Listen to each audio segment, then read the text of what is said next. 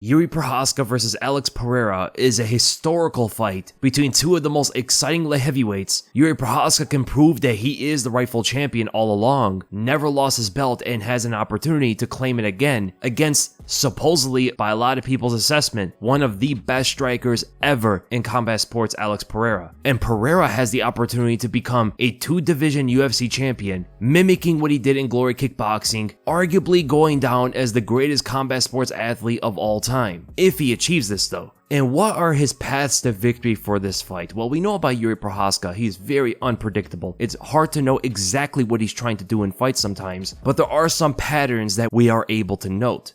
Jiri likes to keep his hands low, and he also likes to lean forward. Off of that alone, you can come up with an idea as to how Alex Pereira can win this fight. Hands low in the light heavyweight division against someone like Pereira is very, very dangerous. Not only because he has one-punch knockout power, but also because his punches are very hard to see coming as well. Imagine a nuke that cannot be detected. That's what Pereira possesses. Very, very dangerous to keep low defenses in front of a guy like that. And we've seen from many other light heavies like Volkan Oezdemir, Glover Teixeira, who's a training partner and even a coach of Pereira, Dominic Reyes, guys that are not on the same striking level as Alex Pereira are able to find shots from distance in neutral space against Prochazka. Now, we do see Jiri Prochazka also constantly lean forward. Why is this such a bad thing against someone like Alex Pereira? Well, number one, that combined with the fact that he keeps his hands low, his head is right in front of Pereira to hit. And also, when you lean forward, you're putting a lot of weight on your front leg against one of the best leg kickers in the sport. And here's the thing a lot of people have not noticed. Prochazka has not really fought big kickers yet. Most of the fighters he has come across are mainly punchers. Some of them can throw some kicks. Dominic Reyes has a decent left kick, but is in the opposite stance, so it's a different dynamic. And then there is Volkan, who can throw kicks sometimes, but Prochazka never fought a Jan Blachowicz. He never fought an Alexander Rakic. He never even fought someone like Nikita Krylov. And now he's going up against a guy who surpasses all of them with his leg kicks. But the thing about these guys are, they don't throw kicks like Alex Pereira. I mean, look at the difference with the way that those guys throw leg kicks and the way that Alex Pereira throws leg kicks. For an example, Volkan takes a big step to the side, big swing of the leg. It could be seen a mile away. Similar kind of thing with Dominic Reyes. Pereira, though, on the other hand, because of his squared stance in front of you, he actually doesn't rotate his hips that much. He just throws his leg at yours. It's very awkward. And a lot of guys are not taught to throw leg kicks this way.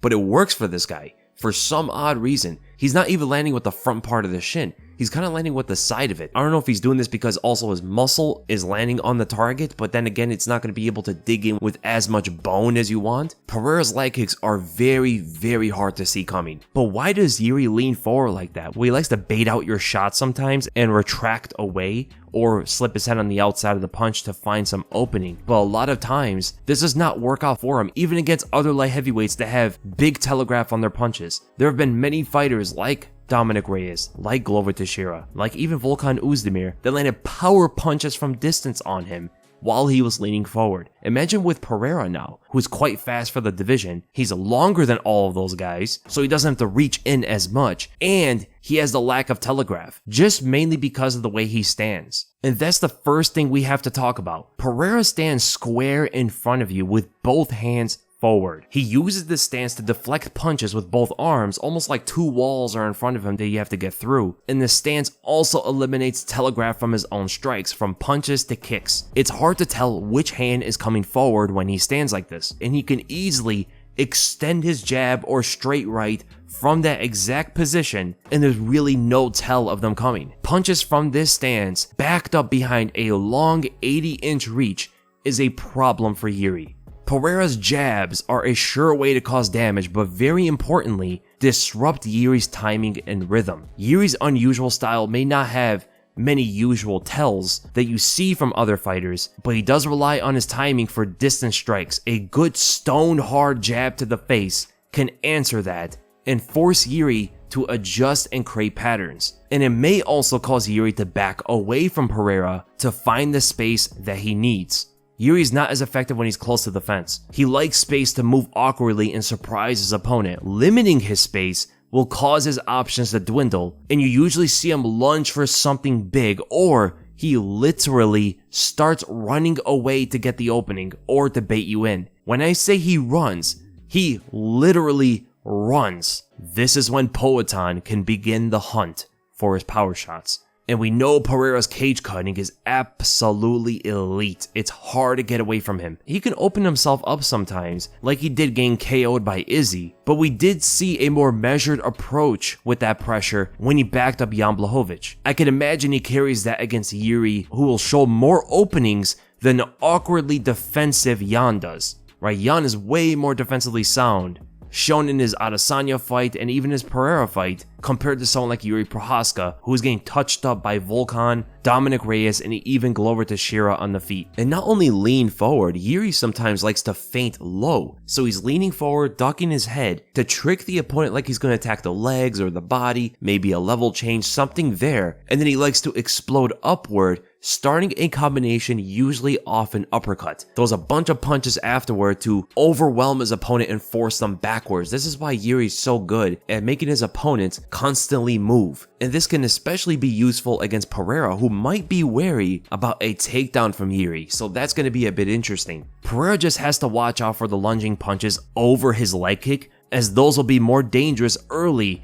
before the leg damage settles in. And we know that Pereira does not need to land many of them for that settlement. When Yuri's leaning forward like that, he likes to lunge his straight, and early that could be a bit of an issue, especially when he tries to time it over Pereira's leg kicks, which is something he has done before. He's landed some good punches over some of his opponent's leg kicks, but again, these guys don't kick the same way that Pereira does. They're a lot more telegraphed. He really needs to be mindful on the punches that Jiri is going to explode with when he throws leg kicks, and it's going to depend on which stance Jiri is going to be in, because if Yuri's in the southpaw stance, kicking out his lead leg to the side can allow him to plant himself to naturally throw a right straight. We saw Dustin Poirier actually do this against Justin Gaethje in their first fight. Jiri might be able to use something similar if he takes a southpaw stance, but he needs to make that work early before there's too much damage on his leg. Now, if Yuri's in the orthodox stance, he could potentially try to throw in a jab, because throwing a straight from there is going to be quite difficult because you can't rotate the same way when your lead leg is kicked inward, but a jab could suffice.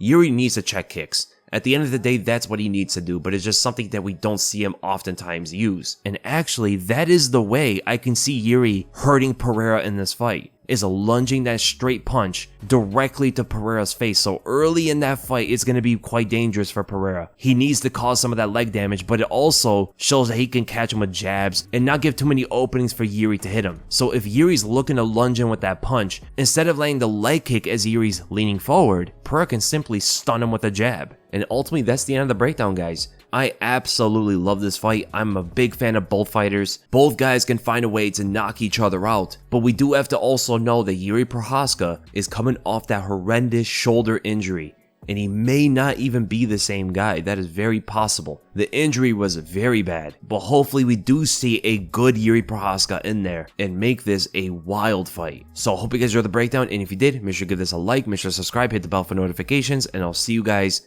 in the next video, which is going to be the prediction video.